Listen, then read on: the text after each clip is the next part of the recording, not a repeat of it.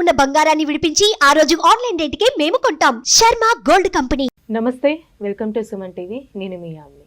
ప్రస్తుతం మనతో ఉన్నారు ప్రముఖ ఆధ్యాత్మికవేత్త, ప్రముఖ జ్యోతిష వాస్తు పండితులు బ్రహ్మశ్రీ డాక్టర్ నాయకంటి మల్లికార్జున శర్మ గారు ఉన్నారు. గురుగారితో మనం మాట్లాడదాం. నమస్కారం గురుగారు. నమస్కారం. గురుగారు, ఈ క్రోధినామ సంవత్సరంలో అసలు వృశ్చిక రాశి వారికి ఏ విధంగా ఉంటుందండి? అలానే రాశి వారికి సంబంధించి ఆదాయం కానీ, వ్యయం, రాజపూజ్యం, అవమానం గురించి తెలియచేయండి. తప్పకుండా అమ్మ. ఓం శ్రీ గురుభ్యో నమః.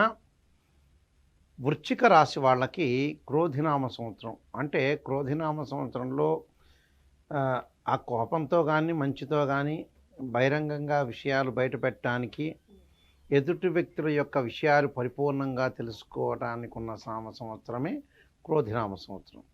ఈ క్రోధినామ సంవత్సరంలో వృశ్చిక రాశి వాళ్ళకి అలాంటి ఫలితాలు ఉంటాయి. అంటే సహజంగా ఇది ఈ వృశ్చిక రాశి వాళ్ళకి విశాఖ నక్షత్రం 4వ పాదంలో జన్మించిన వాళ్ళకి, అనురాధ నక్షత్రం 1, 2, 3, 4 పాదాలు, జ్యేష్ఠ నక్షత్రం 1, 2, 3, 4 పాదాల్లో జన్మించిన వాళ్ళందరూ కూడా వృశ్చిక రాశి జాతకులు అవుతారు. వృశ్చిక రాశి వాళ్ళకి 8 ఆదాయం 14 ఖర్చు.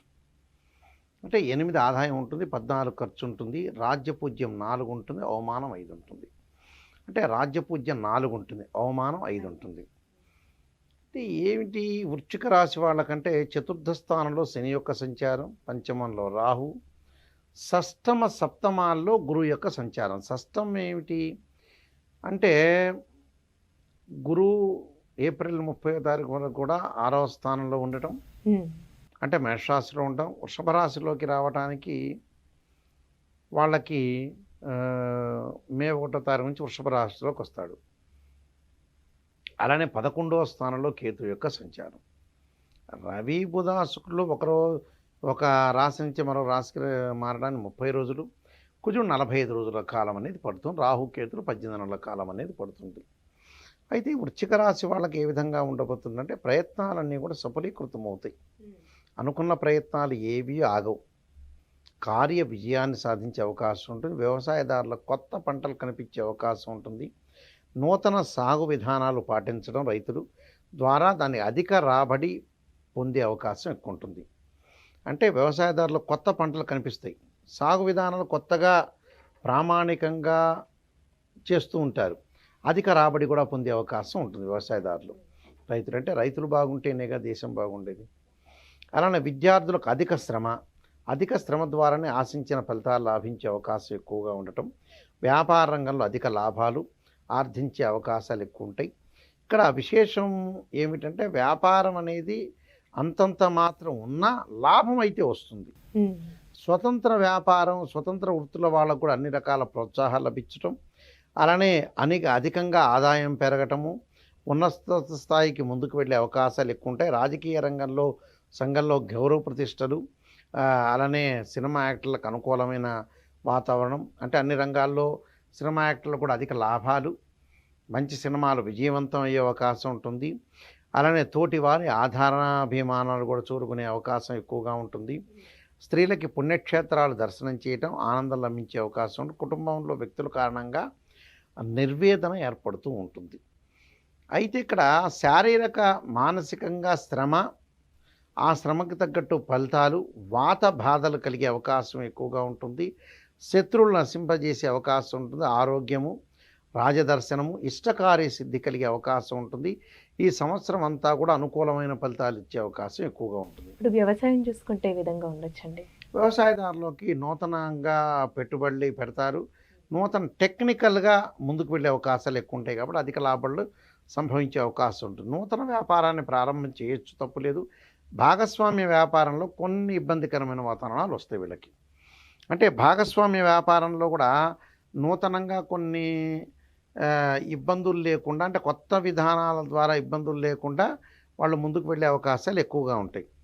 అంటే ఉద్యోగస్తులకు అనుకూలంగా ఉంటుంది. విదేశాలకు వెళ్ళే అవకాశం ఉంటుంది, కానీ డబ్బులు ఖర్చు అయ్యే అవకాశం ఎక్కువ ఉంటుంది. డబ్బులు ఖర్చు అంటే వివాహ ప్రయత్నాలు కూడా సఫలీకృతం అవుతాయి. ప్రేమికులకు అనుకూలంగా ఉంటుంది. అంటే పెద్దల్ని ఒప్పించి పెళ్లి చేసుకునే అవకాశాలు ఎక్కువగా ఉంటాయి. అంటే ఈ వృశ్చిక రాశి వాళ్ళకి ఏంటంటే రానున్న రోజుల్లో మంచి ఫలితాలు జరుగుతాయి. అంటే 7వ స్థానంలో గురువు యొక్క ఫలితం వల్ల మంచి సుఫలితాలు జరిగే అవకాశం ఉంటుంది. స్థానచలనం ఒకటి ఉంటుంది. శారీరక శ్రమ దాంతోపాటు వాళ్ళకి రికగ్నైజ్డ్ గుర్తింపు వచ్చే అవకాశం కూడా ఉంటుంది. అంటే అధిక ఆలోచనలు పెరుగుతాయి. అధిక ఆలోచనలు, మంచి సలహాలు, మంచి మిత్రులు, మంచి బంధువులు, వివాహాది ప్రయత్నాలు సఫలీకృతం కావటం, భార్యాభర్తల యొక్క అన్యోన్యత. కానీ డబ్బులు మాత్రమే ఖర్చు అవుతుంటుంది వీళ్ళకి. డబ్బులు ఖర్చు కావటానికి ఏమిటి, కొంత ప్రయత్నం చేసిన ప్రయత్నం విఫలం కావటం, పునరావృతం చేయటం, మళ్ళీ డబ్బులు ఖర్చు చేయటం.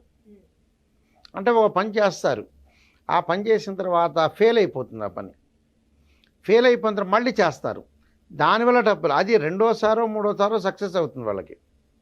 అందువల్ల కొంత డబ్బులు ఖర్చు అవుతుంది. అంతేకాని కార్య విజయం అనేది లభించే అవకాశం ఒకటి ఉంటుంది. దుస్తులు కొనుగోలు చేయటం, మంచి ప్రయత్నాలు సఫలీకృతం అవుతాయి, అన్ని రకాల ప్రోత్సాహాలు లభిస్తాయి వాళ్ళకి.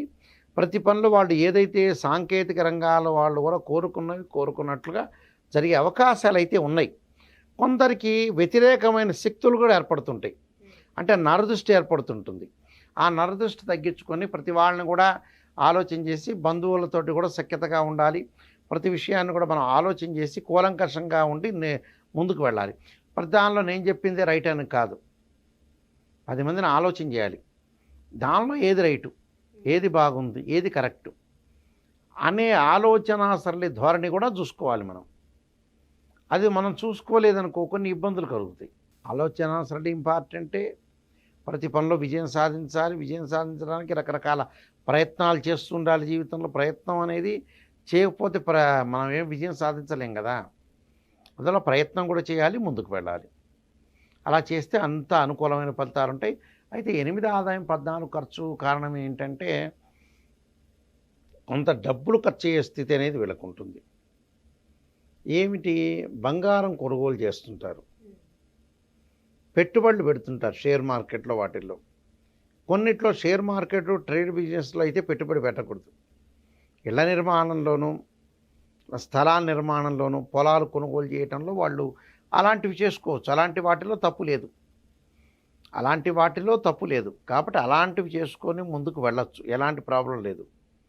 అలానే పుణ్యక్షేత్ర సందర్శన చేస్తారు, తీర్థయాత్రలకు వెళ్తారు, ప్రయాణాలు చేస్తారు. ప్రయాణాల వల్ల కూడా లాభాలు కలుగుతాయి. లాభాలు కలగవని కాదు, వాళ్ళకు కలుగుతాయి. ఎందుకంటే అక్టోబర్ నవంబర్ మాసంలో గురువు శని యొక్క వక్రారంభాలు త్యాగాలు ఉంటాయి. తర్వాత వచ్చేటప్పటికల్లా శని యొక్క ప్రభావం కూడా ఇప్పుడు చతుర్థ స్థానంలో ఉన్నది. నెక్స్ట్ సంవత్సరం అంటే 2025 మార్చి 29వ తారీఖు శని మారుతాడు కొంత. అప్పటి నుంచి కూడా వాళ్ళకి కొన్ని కష్టాలు తగ్గే అవకాశం అనేది ఒకటి ఉంటుంది. ఇప్పుడైతే ప్రజెంట్ క్రోధినామ సంవత్సరాలు అనుకూలమైన ఫలితాలు ఉంటాయి. ఏమీ ఆలోచన చేయాల్సిన పని లేదు. స్త్రీలకు కూడా అనుకూలంగా ఉంటుంది. విద్యార్థులు కూడా ఉత్తీర్ణత సాధించే అవకాశం ఉంటుంది. కానీ కొద్దిగా కొన్ని పరిహారాలు చేసుకొని ముందుకు వెళ్తే అంటే దాదాపుగా వృశ్చిక రాశి వాళ్ళకి 89% అనేది బాగుందని చెప్పుకోవచ్చు. కొన్ని పరిహారాలు చేసుకొని ముందుకు వెళ్ళాలి. గురుగారు, ఈ క్రోధినామ సంవత్సరంలో ఈ రాశి వారికి సంబంధించండి ఇంకా మెరుగైన ఫలితాలు రావాలంటే ఎలాంటి పరిహారాలు చేసుకోవాలి? ఓం నమః శివాయ పంచాక్షరి రుద్రపారణం ఒకటి, నీలాంజన సమాభాసం రవిపుత్ర యమాగ్రజం ఛాయామార్తాండ సంభూతం తం నమామి శనైశ్వరం అనేది అలానే విష్ణు సహస్రనామం పాలన చేయాలి. ఏదైనా సరే దేవాలయంలో నువ్వులతో చేసిన ఉండల్ని నైవేద్యంగా పెట్టాలి. నైవేద్యంగా పెట్టి భక్తులందరికీ కూడా అందించాలి. నల్లని ద్రాక్షారసంతో శనికి అభిషేకం చేయటం, ఆరోగ్యం మెరుగుపడటానికి నువ్వుల నూనెతో శివుడికి అభిషేకం చేయటం వల్ల ఆయుర్వృద్ధి కలుగుతుందని శాస్త్రం. అందువల్ల ఇలాంటి పరిహారాలు చేసుకోవటం వల్ల కూడా మంచి ఫలితాలు జరిగే అవకాశం ఖచ్చితంగా ఉంటుంది. క్రోధినామ సంవత్సరంలో వృశ్చిక రాశి వాళ్ళందరికీ కూడా సుఫలితాలు జరగాలని ఆశిస్తూ సర్వే జన సుఖినో భవంతు. చాలా చక్కగా తెలియజేశారండి. ధన్యవాదాలు. నమస్కారం.